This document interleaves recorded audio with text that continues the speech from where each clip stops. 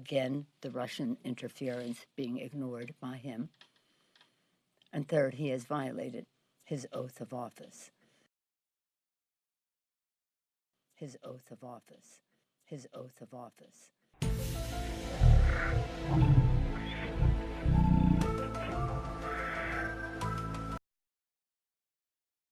Oh my God! What's wrong with your face?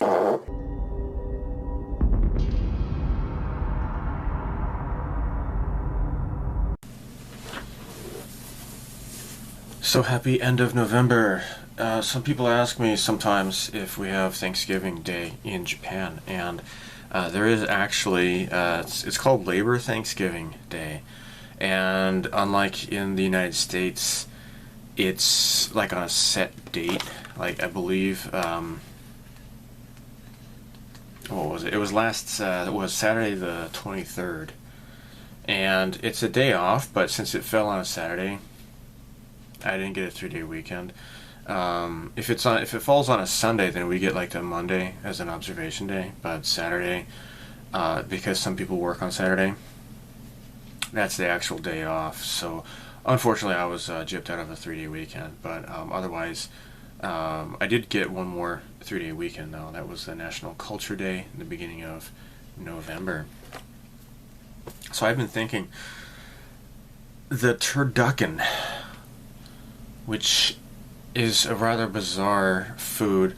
I've been thinking that perhaps it was maybe invented by like a mad scientist that was kicked out of proctology school. He'd be like, they questioned my methods, they questioned my sanity. Well, look who's laughing now! Behold the turducken! And I've never had it, but I think it might be delicious, I guess. I don't know. Something that's kind of festive is at Family Marts here in Japan. They have like a stick of like skewered like duck pieces, roasted duck, and it's pretty good. I like that. So November, gosh, yeah. So Black Friday. Hopefully you survive not getting murdered on Black Friday. Like, no, this toy is for my child. No. I haven't looked yet, but I'm sure that at least somebody got killed on Black Friday. It's inevitable. It's crazy. Here in Japan, they have like what they call Black Friday, but I don't get it because it's not really a part of the culture. Because like Thanksgiving in the United States it's always on the fourth Thursday of the month or something like that, and then most people have Friday off, or they take the day off, and then they go shopping. Check out Mark Dice's videos on Black Friday shoppers. That's pretty hilarious. He always bullhorns them and tells them how stupid they are. It's great. Yeah, the last time I ever went Black Friday shopping, I think I got X-Men 2 on DVD or something like that for like $4 or something. I can't even remember. Yeah, that's right. It was at Circuit City, which doesn't even exist anymore. Golly. So yeah, it's been that long ago. Even when I lived in America, I hated Black Friday. Yeah, of course, it's just like, going from the red numbers to the black numbers in terms of sales or whatever, and profits and all that. But I always kind of joke about it being like signifying the blackness of people's hearts. My philosophy of Christmas is really in tune with the Charlie Brown Christmas special, and which was a really very interesting statement on blind consumerism and all that kind of stuff. So anyhow, yeah. So here I am. I'm uploading yet another one of these goofy videos. And yeah, I'm not going anywhere. So I have set my channel to what is it called? Not targeted towards children under the age of 13. So yeah, so my channel is for mature audiences only. And if you're not mature, then you shouldn't be watching my videos, you booger-eating, stupid, idiotic, dummy head. If anybody sees anybody commenting on my videos who they're not mature, you can say, hey, butt sniff, you just get out of here, you cock-a-poo-poo head. Because this is just for mature people only. So they're snot brains. It's really kind of weird because the whole thing about okay, so you need to have in order to get in a YouTube account, you have to have the age of 13 or over, right? So if that's the case, how does YouTube know if anybody under the age of 13 has been tracked? None of that makes sense to me at all. I was talking with Jared Rebels at Cloud9, who's my imaginary friend. Maybe you can check out his channel sometime if you haven't already. He told me that, and I wouldn't know this because I don't have a smartphone, but apparently they had like a YouTube Kids app on you can download from the App Store for your iPhone or iPad or whatever New World Order device that you have. And so I guess that's what they were doing. They were using that to track kids and their watching habits, I guess. I don't know. Now, the fallout from that is, I'll go ahead and say it. Classic Plastic 101. He deleted all of the videos off his channel. He completely just deleted all of his videos. And I think he was kind of... of course he has to do what he feels is right, but I think he was kind of overreacting. I think a lot of people are really overreacting about this Kappa thing. You'll never catch me alive, Kappa! I don't think they're just going to just automatically find people just out of the blue without them even knowing it or whatever, I guess. I don't know.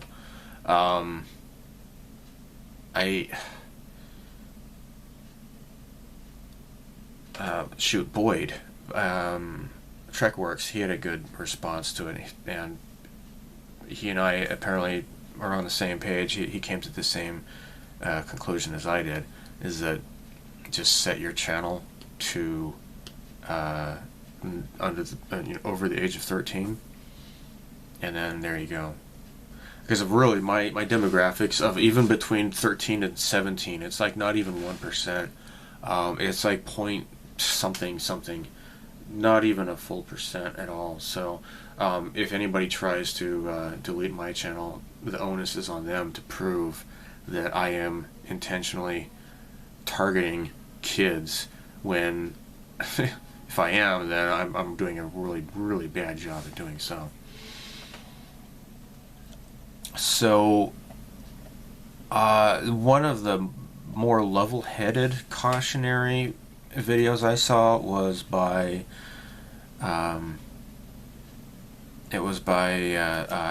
Andy's Hobby Headquarters, and you can take action. I would recommend people just go ahead and politely, voice your concerns, because there is a place where you can politely state your concerns and such. So I'm not too concerned about it, and even though I'm an American citizen, I don't live in America, so I don't think that, because I've already set my location to Japan, so I'm not afraid of being fined $4,000 per video or something. So that would fall under Japanese jurisdiction. This is really over. People are just blowing this out of proportion. Of course, yes, YouTube. They got hit by that fine, and what they're doing is just pushing it on to the end users and leaving them responsible for their irresponsibility. Of course that's stupid, but I think just like, several years ago, how they were pushing everybody to get on that stupid crap about the Google Plus, forcing everybody to use their real names, forcing everybody to create Google Plus accounts and all that kind of stuff. that really backfired on them, and this what they're doing right now is kind of backfiring them as well. There's a lot of stuff I still don't understand. Like, if you set your video as targeting children, but yet you can't find it in the search results, then how are children even going to find the videos? I don't really quite understand that. I think that was just kind of stupid. Okay, so some news in the modeling community is Don from Don's Light and Magic. Don Mathis, he has passed away.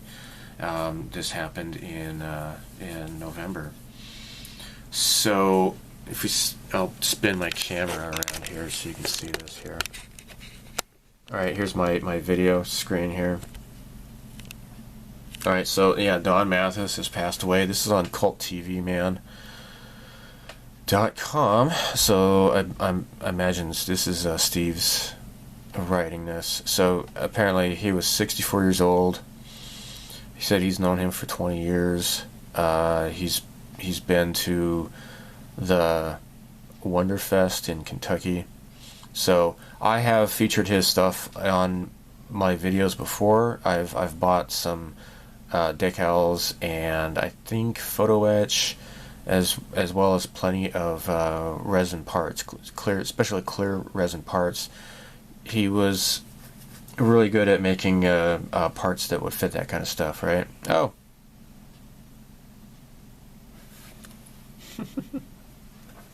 Hold on a second. Okay, that was my imaginary friend Jared who was texting me on Skype, so you don't need to read that stuff. Anyhow, so yeah, he just goes on and talks about how his relationship. Saw Dawn in late 2018. Dun, dun, dun, dun. His kitchen was filled with casting equipment, molds, and bins of parts.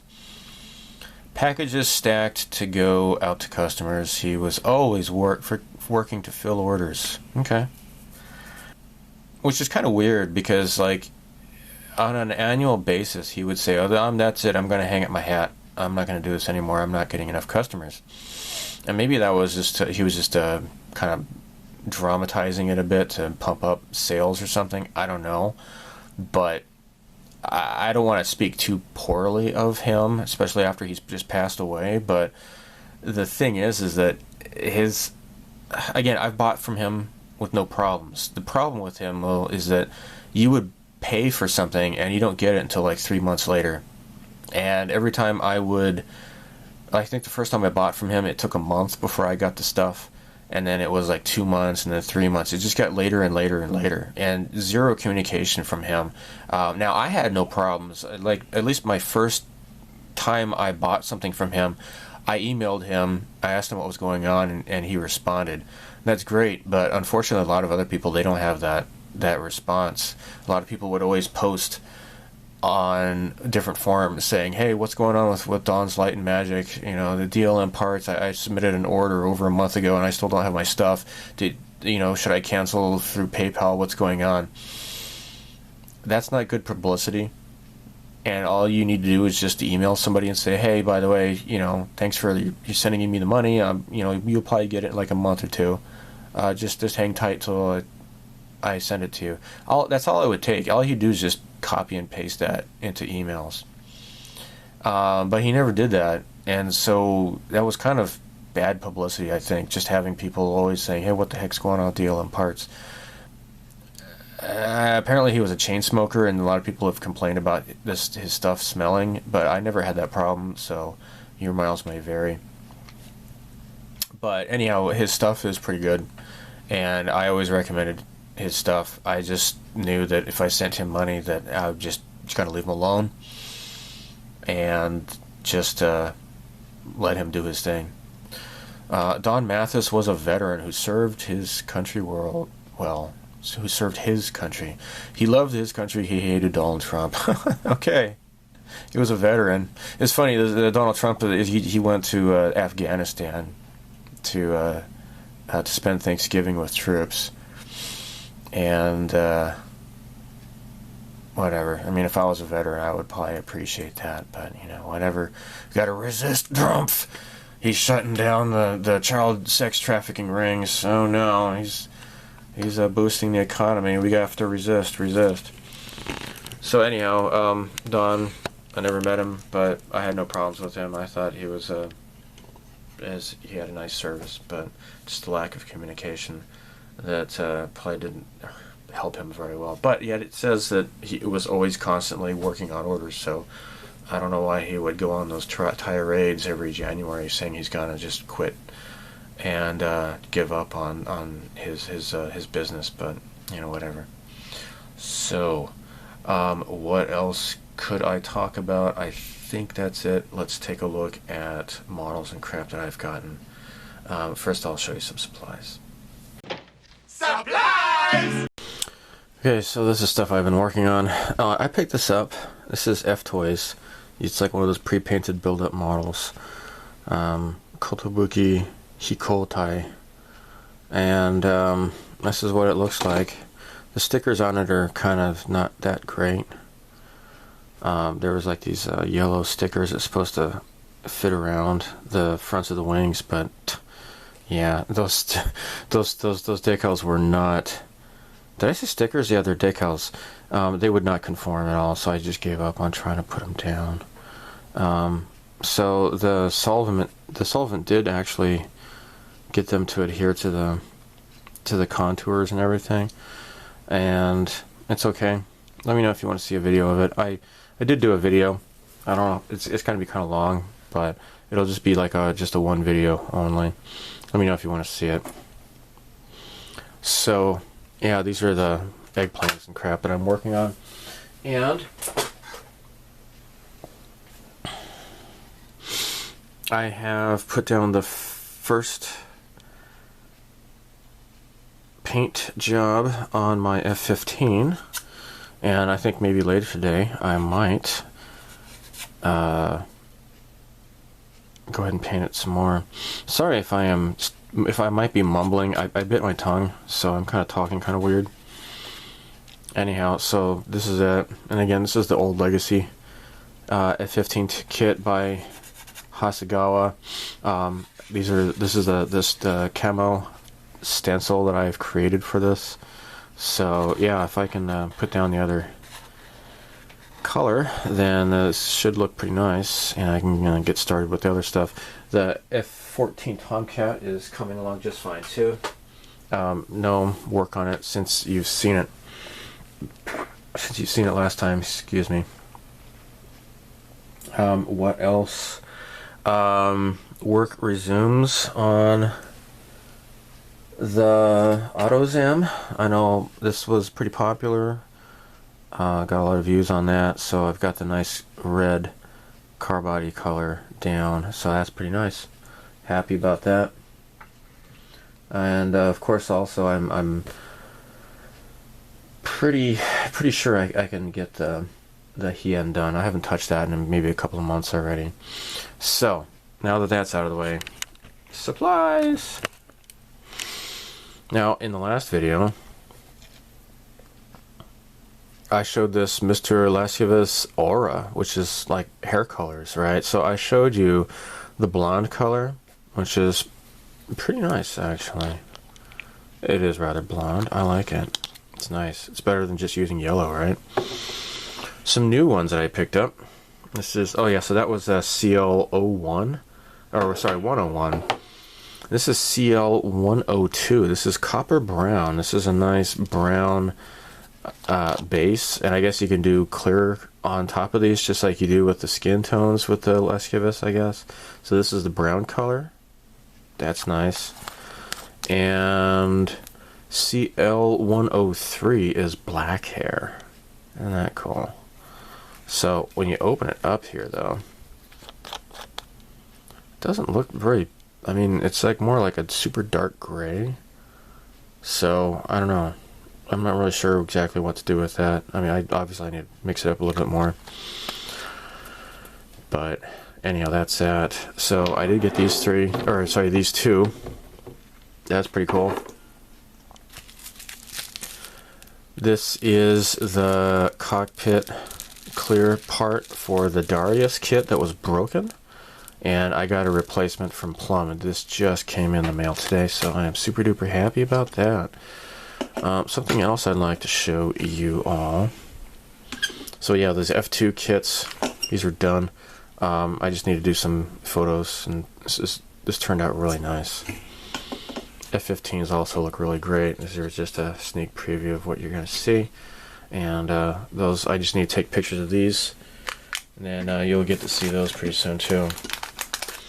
So anyhow, let me move this out of the way. This is cool. Something else I got. Mr. Hobby. This is for the bottles, and these are for pouring. So check this out. How do I open this up? All right, I guess I'll just get my scissors here. Yep. There we go. So this will be really good, easy for pouring into an airbrush. So you just kind of open it up like this, I suppose. So what if you open it? Okay, yeah. So this is the closed, and then this is open. So it's kind of like a soy sauce kind of a thing here. So it comes in blue, yellow, and pink. All right. So how about this? Blue, yellow, and how about that? The center.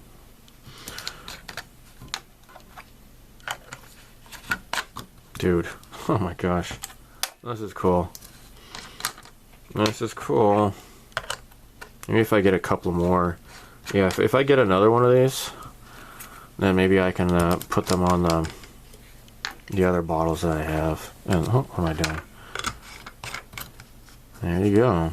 So doesn't spill out. But if I turn it like so, ooh, look at that. So there's like a, are they the same? Yeah, I guess they're the same. So, look at that. Oh, that's nice. Dude, nice. Just gotta be careful to make sure to close it every time, right?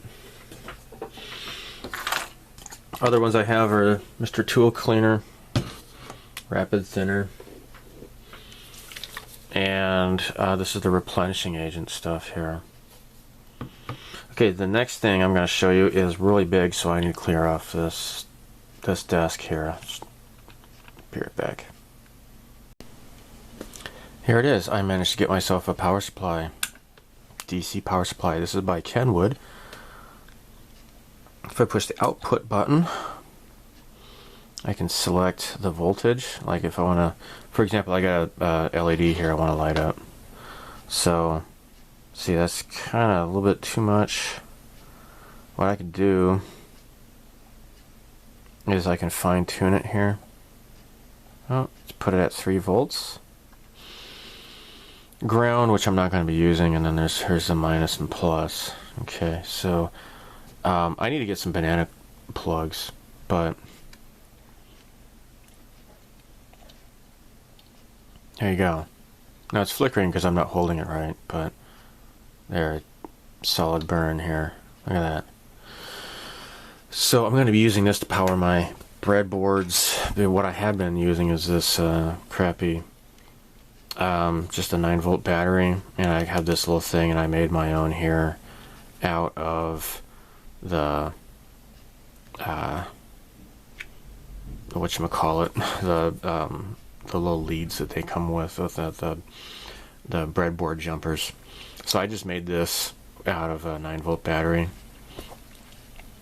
I'll be doing more. I'm gonna make a couple more. I need to buy some, like I said, some banana plug wires, and then solder on some tips like this to use it on my breadboard. But this, I wish I had used something like this back when I started doing the R9 Arrowhead, and I know I will get back to that eventually, but like I had tested the voltage going into the little computer monitor that I used. It's actually like it's an LED, it's a chip LED, SMD.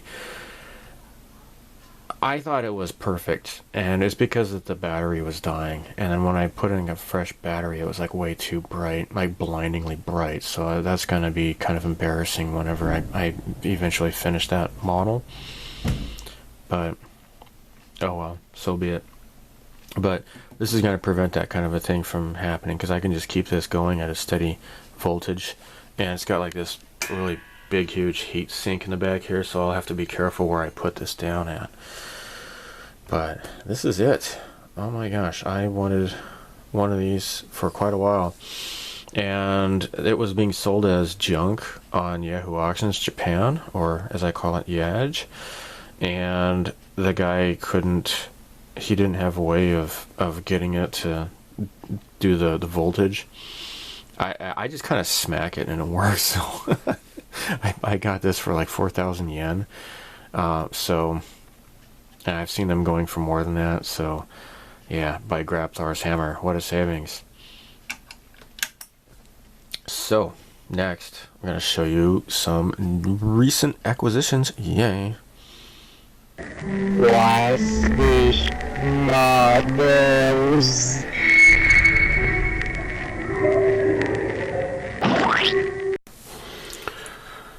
So, as always, I've got some new Hasegawa, brand new releases. But before we get to that, aside from being a Hasegawa fanboy, I am a Russian asset. So, I had a reservation pre-order in for this. This is the Su-57 Russian 5th generation fighter. I don't know what this is called. I mean, like, the Su-30s or whatever, those are called the flankers. I don't know what you would call this. But I really dug the neato digital camouflage pattern on here. And I'm like, oh my gosh. And it looks so cool. It looks just so freaking cool. I knew I had to get this, right? So it's got that Zvezda sticker there, sealing it in. So this is what it looks like. And you can do the engine cans pointed down, which I think is pretty cool. Yeah, let's take a look at the parts inside. Now, this has been out for at least a couple of months elsewhere, but it was supposed to be released in Japan in October. But it was delayed. And I just got it just this past week. So for like all of November, I hadn't gotten anything at all model related, except for the supplies I already showed you. As for model kits, this was the first one I got. So let me tilt the screen up here so you can see it more betterly. There we go. Okay. Alright, let's open this up. So first thing is this bag here that has the clear parts, and it's got the standard little Russian pilot, the standard Zvezda pilot guy, and you got the sitting ray as well. Yeah, they're pretty standard. So he got the little stand here for the guy. That's neat.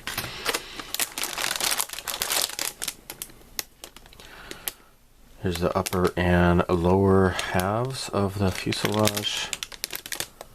Kind of have like a bit of a texture to it. I don't know, I suppose that's supposed to be the way it is.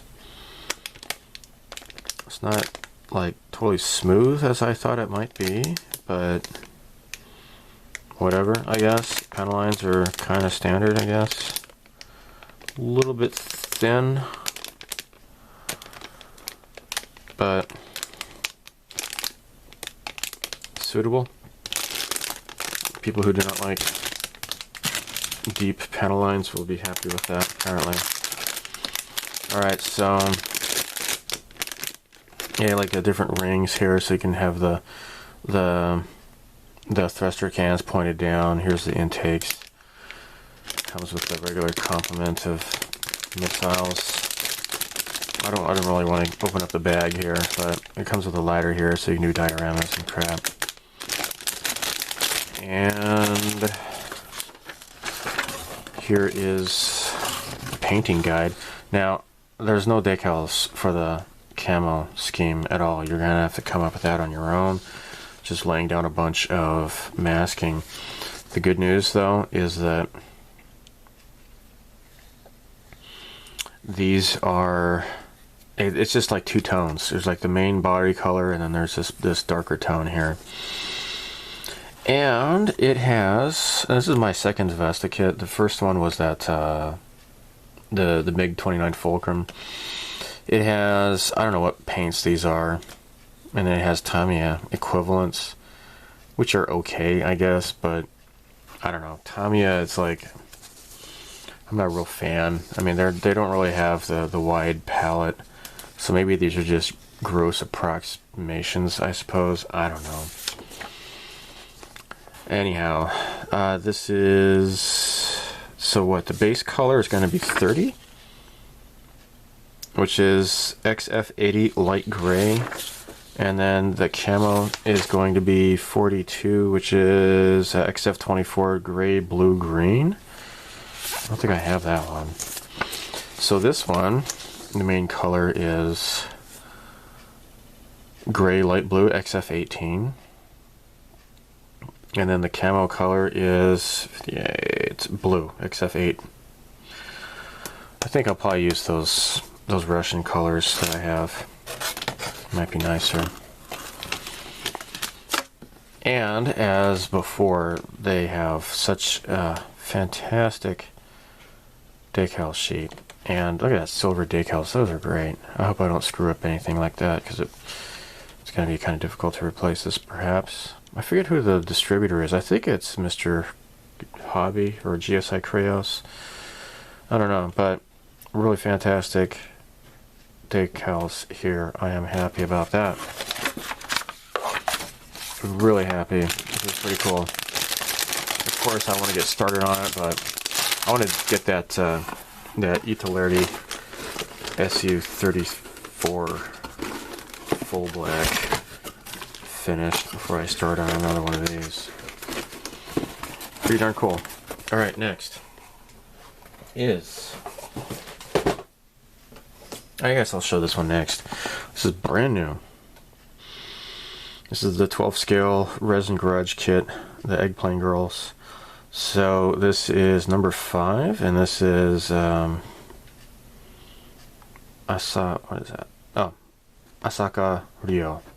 That's her name. So she's wearing a maid outfit. It's pretty skimpy. Yay!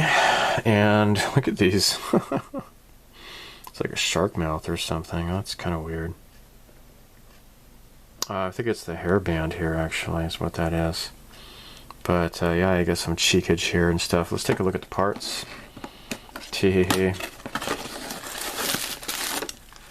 Oh, and did I mention?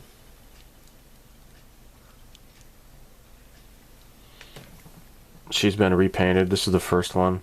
The orange and blue. It's turned out nice. There's a couple of tiny little things I need to make corrections on, but it looks nice. More or less. Okay, so as always, you get this cute pink bubble wrap. Let's open this up.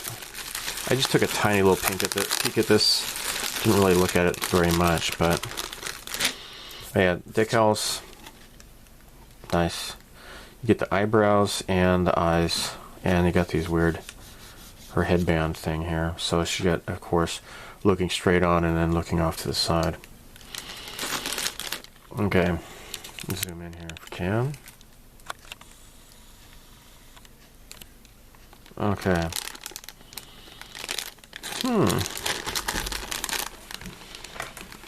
I am going to open this up, though. I do want to open this up very much.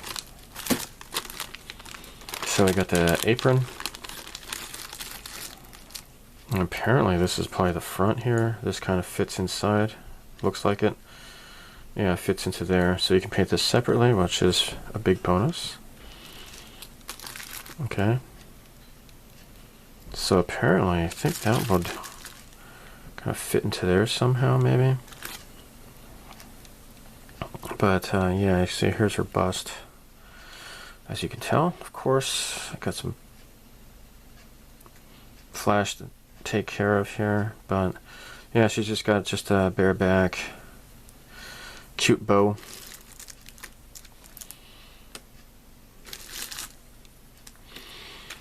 And other parts, I'm sure her hair is going to be different. Yeah.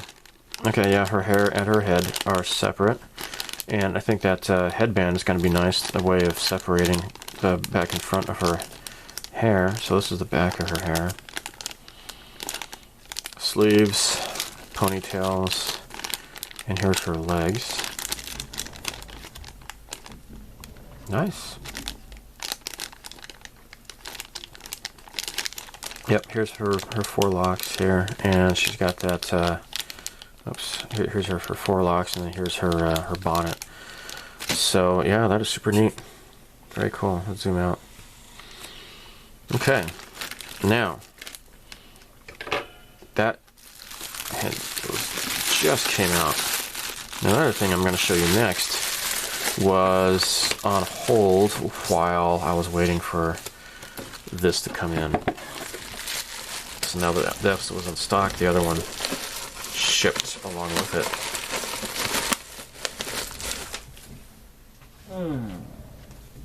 Okay, now this is so cool. Oh my gosh, kind of a big box. This is the Area 88 148 scale F20 Tigershark. Now, Hasegawa did not have the molds for a 48 scale Tigershark, right? So they do have it in 72nd scale. And I have the regular Tigershark, plus I have the Area 88 version. Then they came out with another version that had like a resin pilot figure, and I was tempted to get it, but since I had already bought the other one, I decided not to, and now you can't find it anymore. Well, what they did was they formed a cooperation with Freedom Models in Taiwan. And that's how they made this happen. So this is a Freedom Models kit that's been popped for the sake of Hasegawa. So one thing I've noticed here is that the nav lights here, there's no clear parts for those. Normally Hasegawa is pretty good about including clear parts, but that's not clear, unfortunately. The ejection seat is really nicely molded. There is no pilot, so you'd have to come up with your own. Hasegawa, of course, has 48 scale pilot set you can use. That's what I have. I believe I showed that in a previous month's video. I think that was in my October video. If not, then it was September. And this is the engine exhaust here, and it looks like these are the landing gear bays. So panel lines are pretty darn nice.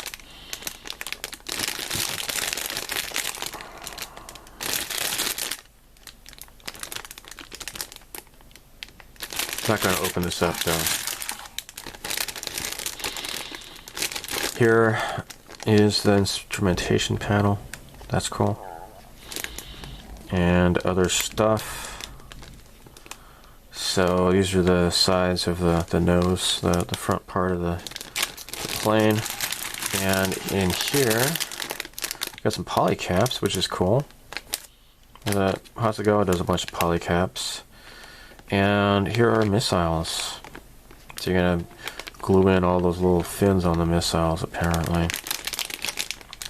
And you got a drop tank and a bunch of other stuff in there. Now, this here is photo etch. And this goes on to, I think, the intakes, these parts here. I'm not sure what these are. Maybe they're seatbelt straps. I'm not sure what those are. I tried looking in the instructions. I couldn't find them all. Clear parts are as such. Looks like this is kind of, it's busted off. I guess I'm not too concerned, I guess. I don't know. There you have it. And in instructions are you could tell right away that this is definitely not Hasegawa. The illustration, it just doesn't really look, I don't know, to me it just doesn't feel like it is. It could be, but I don't think so. No, this is definitely Hasegawa, the painting. So the body color is going to be 328. Let's see if I might have that ready to go to pull out of my drawer here.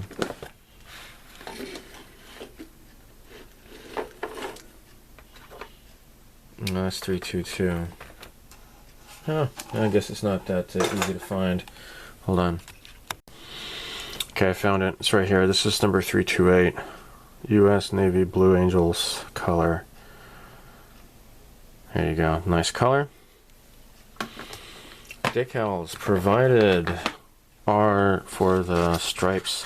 Now, there's two different versions. You can do like the rainbow pattern or like just the white. I kind of like the white because it kind of matches the rest of it here. I kind of like that better. It's nice that they give you different options. So, what's going on here? I think this is more like the anime unicorn, and this is the manga unicorn. And you do have decals for his helmet. He's got like the German cross. And you can choose whether you want to do red or black, which is pretty cool. And I guess it's not rainbow color. It's just like a red and white, or sorry, red and yellow, kind of like a splash. But there you have it. Get the Area 88 emblem there. That's pretty cool. F-20 Tigershark. This is it. This is really cool. So again, the manga, they just assumed that this plane was going to go into production, but if I remember right, it was marketed for like overseas mostly, and there was no buyers, so they kind of scrapped it. And unfortunately, unless I'm mistaken, I believe this was a superior fighter jet to the F-16, I think. So what Freedom Models did was they released an F-20 Tigershark, and then they came out with like a what if kind of line. They repopped the kit with different versions of the F-20, like alternate universe kind of, like what if it had gone into production instead of just like the 3 prototypes that they had built. But anyhow, the manga just assumed that this would go into production. So Sheen, the main character of the manga, he flew a Tigershark. If I remember right, in the OVA he flew the Tigershark, and then in the TV anime that came much later, I think that was in like the early 2000s, he was flying what's called an F5 Tiger II, which is really similar. I mean, the Tigershark was built off of the Tiger II, but the Tiger II was a double engine, and the F-20 is a single engine. But if you didn't know that, you might mistake one for the other, right? So there you have it. That is my stash of acquisitions for the month. Well, I spoke too soon, apparently. Something I ordered back in August. It's finally here. I ordered this online. This is the Cosmo gun. Yamato 2199. This is Captain Okita's pistol. And I'm pretty sure they're all identical. It's just that they have like the names are written on there or whatever. And anyhow, so this is a water pistol. And I have that, the Okita costume. And I'm hoping that this will fit inside the gun holster, right? Let's oh my gosh, let's take this out. So this is about as cool as that awesome Blade Runner. Actually, this is probably better, much better quality than the Blade Runner one, I'm sure. I think the Blade Runner water gun came out like, what was it, last year or maybe 2 years ago? Yeah, Yamato 2199 Cosmo gun. Dude. Wow, look at that. So I don't know why this was delayed so many times. But yeah, here we go. Look at that. Okita. It's his name right there. Cool. Alright, let's take this off the back.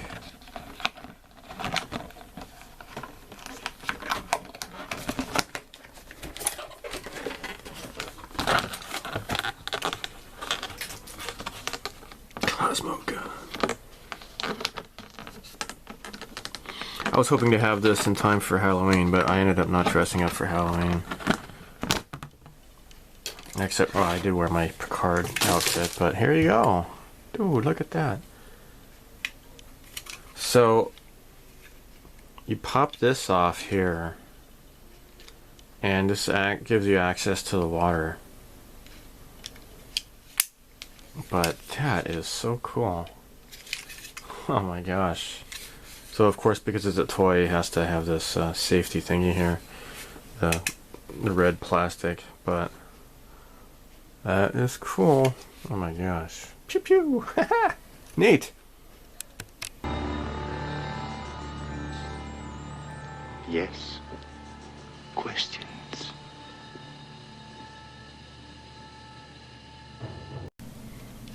I got a kick out of this question here. So this user named Lilith Adam, okay? Super Star Destroyer is 19,000 meters long.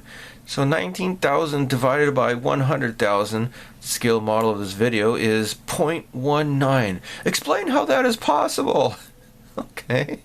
So I responded, 0.19 meters equals 19 centimeters, which is the size of this kit. What the heck is wrong with you? It's like, they're simple math, right? And so I didn't know if this guy was cool or not. And then he actually, he said, oh, sorry, there's nothing wrong with me, I swear. And I'm like, yeah, it's the metric system. I'm glad you came around to it. He's like, oh no, I use the metric system. I was just being a bit stupid. Sorry about that. I love your channel though. So that made me feel good. So because I'm in a good mood from that, I made a meme. So here you go. A Super Star Destroyer is 19,000 meters long. 19,000 divided by 100,000 equals 0.19 meters. Explain how that's possible. 0.19 meters is 19 centimeters, which is the length of the Bandai kit. Okay, so moving on.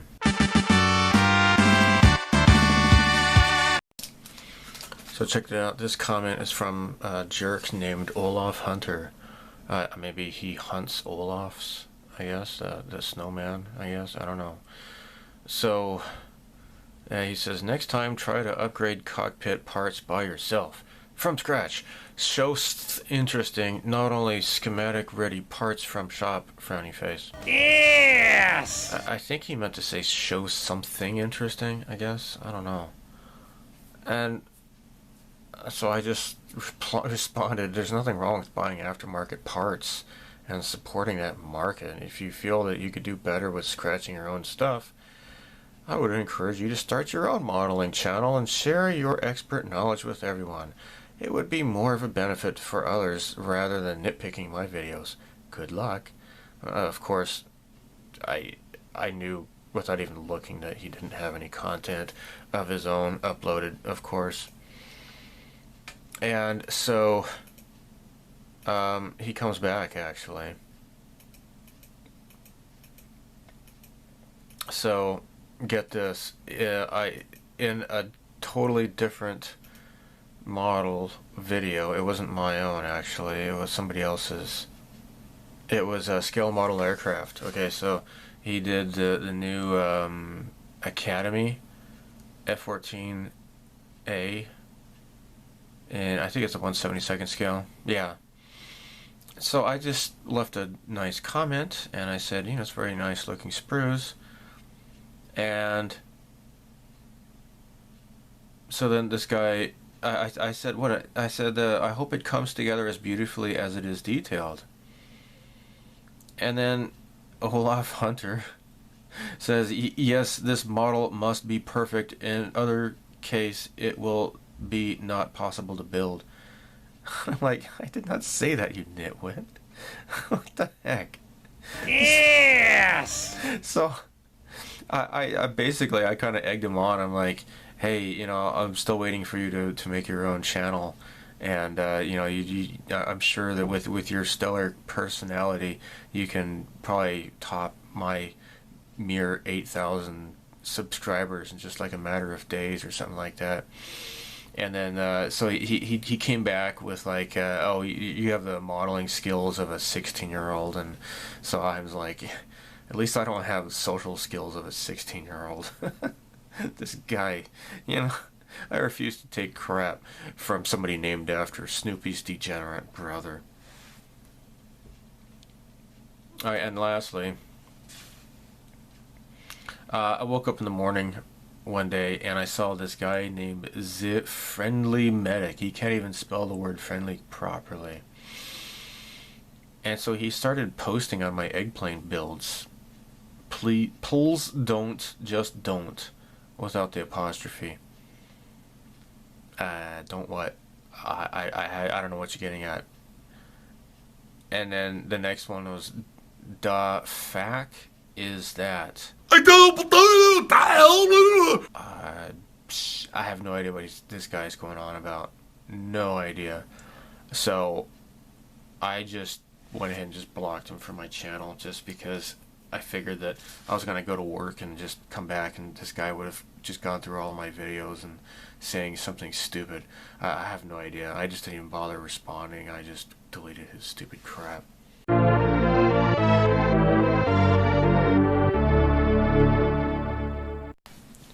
I told a bunch of people that I was planning on going to the Hyakuri Air Base for December 1st to see the Farewell to Phantoms air show. That was the last goodbye for the F4J Phantoms in Japan.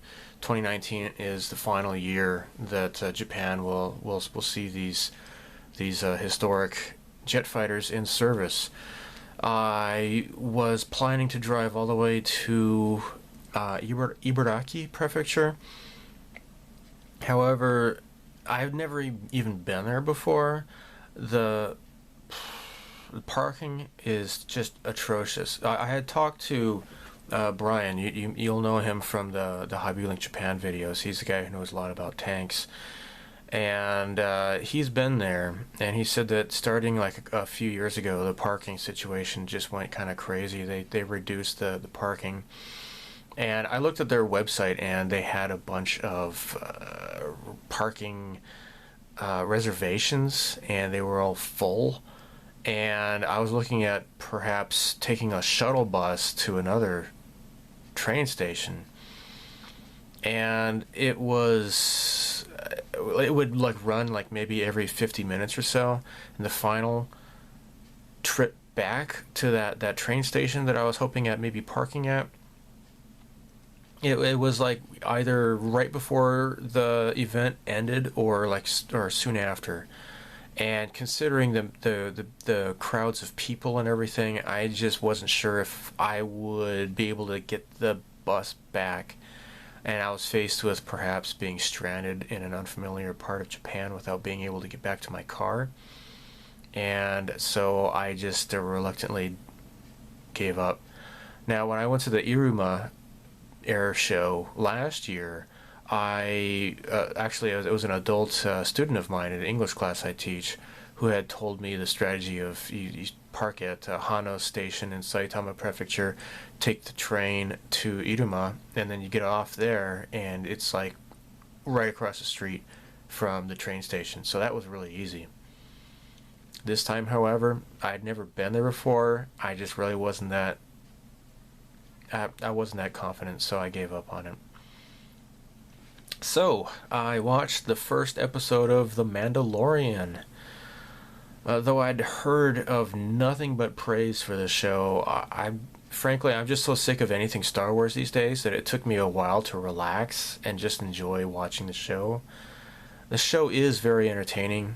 It's like a sci-fi western, kind of slightly reminiscent of Firefly. I'll definitely watch more, but unfortunately, I think it's too little too late. I don't think even this show is enough to save Star Wars from failure. Like this new movie, the Skywalker Rises, or I don't know. I can't even remember what it's called. Is that what it's called? I don't even know. I don't even want to look at it. I don't want to look it up.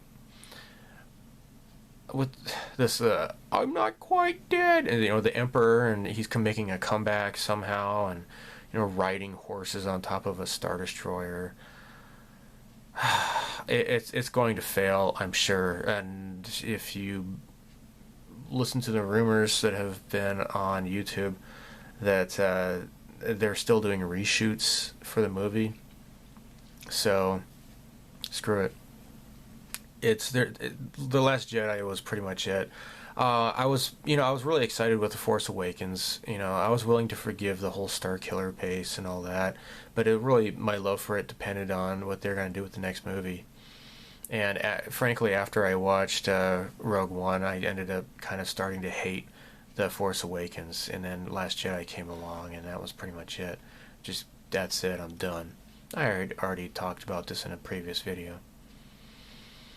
So, once again, Americans were treated to a barrage from shitlibs on how it's somehow racist to celebrate Thanksgiving. Just like how eating cauliflower is racist, as according to good old AOC. Everybody loves her. And if you ate cauliflower on Thanksgiving, well, then you are literally Hitler. Just, these people talk...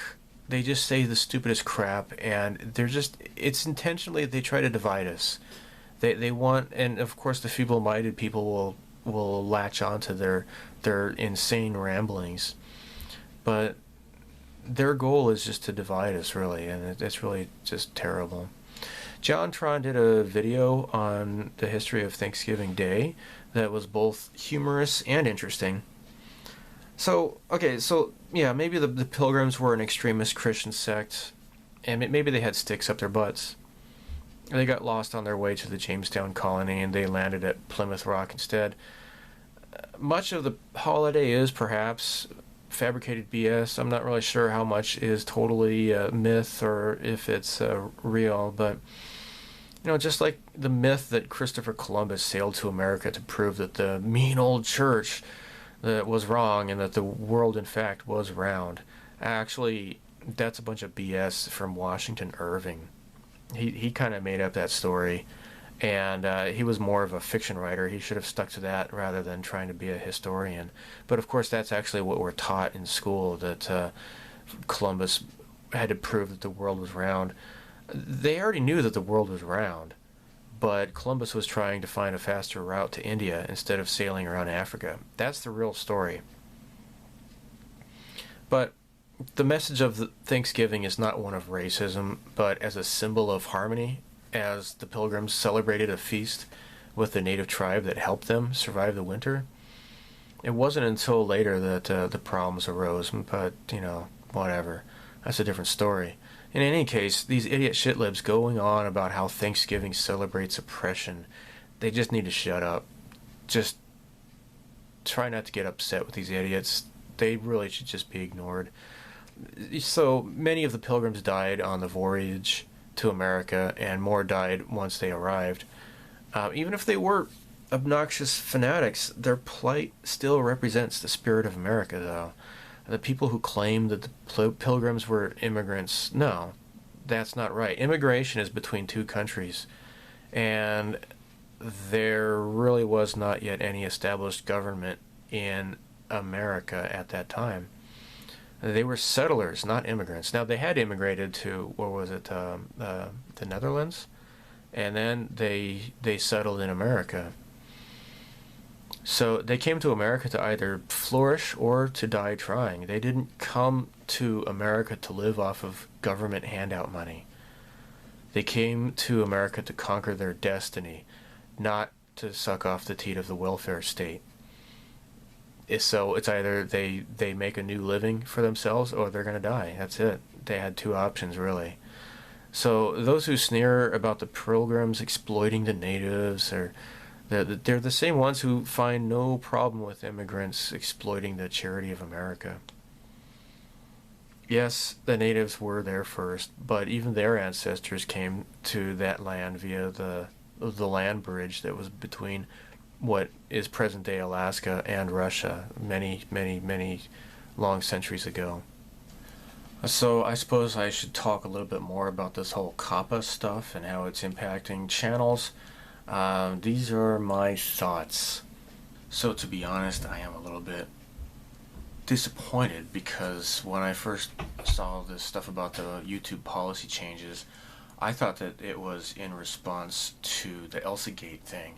And the thing with ElsaGate was, if you don't know, is they had these videos that were seemingly targeted towards children, but they were really deceptively so, because they were actually kind of like a lot of sexual innuendo and just stuff that's not good for kids. And I was thinking, like, well, how would that relate to modeling? Because, you know, really, it's none of my videos are really geared towards kids at all. So what would happen? So this is what I thought of.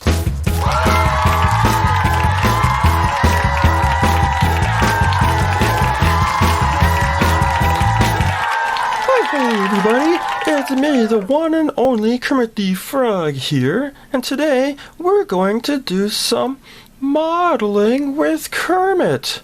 Are you ready? Yay! Today we have an A7 Corsair 2 by Hasegawa. Let's build it! Are you ready to build it? Yay! The A7 Corsair 2 saw service in the Vietnam War, and today we're going to build it. This is a great model and... Oh, shit!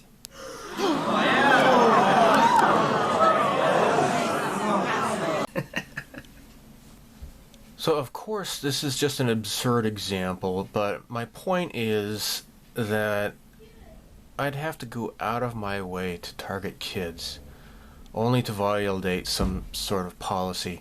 Regardless, YouTube got into trouble for tracking kids' user data. They're the bad ones. So they're trying to wash their hands by punishing the end users. Mark my words. This will backfire in their face, just as their rampant censorship of dissenting voices is also backfiring. Their new policy provides a caveat which gives them the excuse to ruin anyone's channels that they want to. I think that's basically it. So they want to remove the U in YouTube. YouTube was created for people to give people a platform to express themselves. So when Google got their hands on the site, they welcomed the lucrative profit potential while simultaneously lamenting the lack of control of dissenting opinions. Unless you're living under a rock, it should be obvious to all that all these tech giant corporations controlling social media are all run by totalitarian leftists who are uncomfortable with opposing views. They do not like that someone like me can make a video like this. So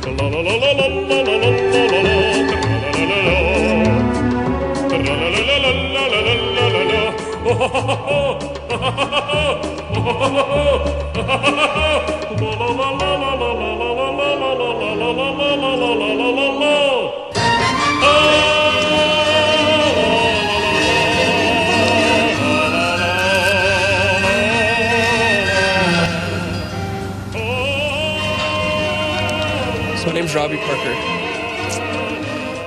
My family is one of the families that lost a child yesterday in the Sandy Hook Elementary School shootings here in Connecticut. So something like 6 corporations own like the vast majority of the mass media. It's ridiculous. When there were only a few sources for news media on TV, that's where people would watch news. Of course, something like Operation Mockingbird could easily use the media to influence people and easily lie to them. You know, there's really no way of networking back then. It was before the internet. But social media platforms give a voice to the people. And populism gives rise to liberty, not tyranny.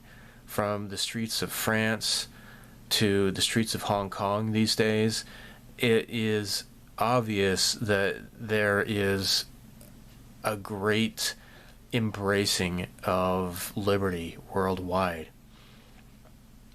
So now they're wringing their hands because they provide an outlet for citizen journalism, a way for individual people to provide news that shows the hypocrisy of the mainstream. Corporate media, like this brief montage I recently saw on Just Informed Talk, and check out, this is just a brief glimpse of their stupid hypocrisy.